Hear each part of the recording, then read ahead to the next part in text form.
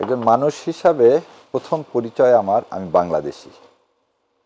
দ্বিতীয় পরিচয়, আমি আশরাফুল মখলুকাত, মানে আল্লাহ আমাকে সৃষ্টির সেরা জীব করেছেন, এবং এই সৃষ্টির সেরা জীব করার পিছনে কারণ হচ্ছে সত্য বলা এবং আল্লাহর সন্তুষ্টি আদায় করা।